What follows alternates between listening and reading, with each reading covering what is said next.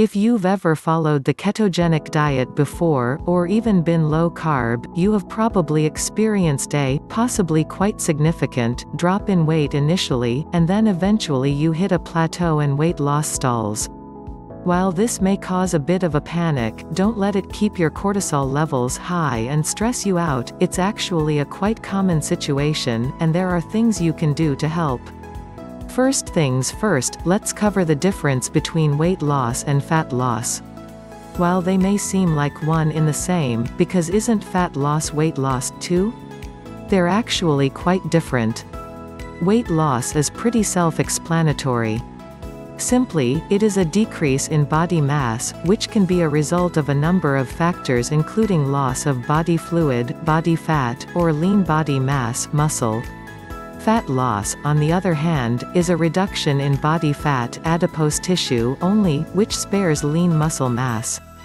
It is important to note, however, that when we lose fat, we don't necessarily lose weight. As muscle weighs more than fat, the body may drop fat while retaining, or even gaining, muscle. This means that your weight may stay the same, but your body composition may be entirely different. Let's talk about plateau. Plateau is a French word literally referring to an area of fairly level high ground. But it's also used to describe a process that's been interrupted. When your fat loss stops and you're stuck around this new weight, that's called a fat loss plateau. If you're on a low-carb diet and this happens to you, you're experiencing a low-carb plateau. So what happens to your body during a fat loss plateau? The human body is a master at adapting to the conditions it's put in. Its main goal is to maintain homeostasis within the body, so when we eat too much, it will speed up our metabolism, and when we eat too little, it will slow it down. When we stay in a caloric deficit for an extended period of time, the initial weight and fat loss happens, but eventually the body adapts to fewer calories and metabolically adjusts, which is why we observe a stall. This is something we call adaptive thermogenesis. So, in order to break from this plateau, you have to put your body into new surroundings and force it to adapt. How long can a low-carb plateau last? I know we all wish weight loss had an on-off switch, but the truth is that when it comes to stalls, there's no set period as to when your weight or fat loss may start progressing again. A keto plateau isn't one where you simply stop losing weight for a couple weeks. In order to actually be a plateau, your weight loss stall should be more than a month. On average, a keto plateau may start around 6 to 9 months of dieting and generally lasts a few weeks before breaking through it. However, it's important to keep in mind that everybody is different, so each person will experience a different length of plateau. How do low-carb or keto diets cause fat loss? Some have snidely said that all diets cause fat loss because they induce a negative energy balance. But fat loss is about biology, not physics. One of our body's main fuel is glucose, a simple sugar. When we take in adequate amounts of glucose through diet in the form of carbohydrates, we put the sugar to use immediately to provide energy, and any excess sugars that haven't already been stored as glycogen will promote fat storage rather than fat use.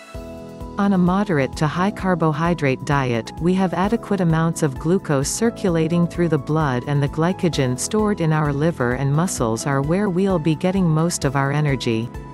If we start not eating carbs or not eating at all, our glycogen stores will dwindle in a day or two before we have to switch to fat as the main energy source instead. When we deprive the body of dietary glucose, however, as with the ketogenic diet, we force the body into producing ketones to sustain energy. The brain requires the highest amounts of glucose, and in cases where glucose intake is minimal, the body pulls stored glucose from the liver and muscles.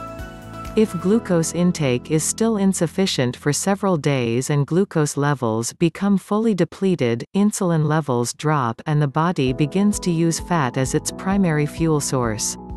Making sure your body knows how to rely on fat, whatever your diet, sets the stage for easier fat loss. What causes the low-carb plateau or keto stall? Carbs are in practically everything, from baked goods and cereals, the obvious ones, to keto-friendly foods like fruit and vegetables. We live in a carbohydrate-rich world where they're often hard to avoid. But on the ketogenic diet, it's crucial to know exactly what you're consuming and how many carbs it has in order to keep you in ketosis. Keto treat, keto junk food, fat bombs.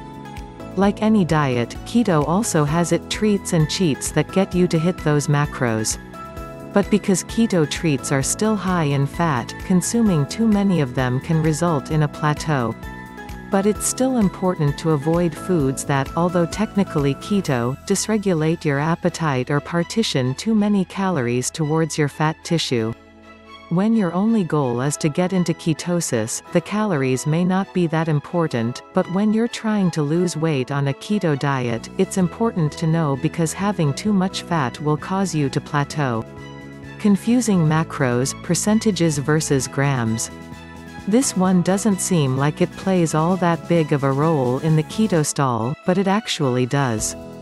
As we've mentioned in previous articles, if you're new to the ketogenic diet, tracking your macros and calories is probably highly beneficial for you until you're able to recognize portion sizes, and our body is able to recognize that it's full without having to gorge yourself. But where the problem comes in is when we're trying to determine portion sizes but we're not comparing apples to apples. We recommend sticking to one measurement, for example grams, and keeping track of your food using only that. Not eating enough animal protein.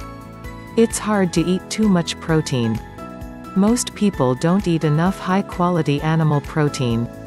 Notwithstanding the rare instances where moderating protein may be useful, e.g. cancer, epilepsy, everyone's plate should have generous portions of salmon, eggs, beef, chicken, sardines and so on when sitting down to eat. Why? They're the most nutritious foods available to us. Not only are they filling when you eat them, satiety, they also keep you full for long thereafter, satiation, making intermittent fasting into a pleasant habit rather than a disciplined eating schedule. Being sedentary. If you've ever heard the saying, you can out-exercise a bad diet, the opposite holds true also. Chances are that if you're following a well-formulated ketogenic diet, like Nutrita recommends, you're eating pretty well. But so much of that will go to waste if you're sitting around all day. The body requires activity and movement in order to burn calories, so while you may be eating a clean keto diet and not overeating, your body doesn't have a chance to put all that food to good use if you're not moving about. Stress. When we are chronically stressed, our body produces higher levels of the hormone cortisol, the main stress hormone in the body. High cortisol levels over time will wreak havoc on the body, slowly diminishing important chemicals in the brain, taking away sleep, and making it very difficult to lose weight. Now let's make one thing clear, cortisol is not the cause of your keto plateau. Cortisol is beneficial for the body, in small amounts.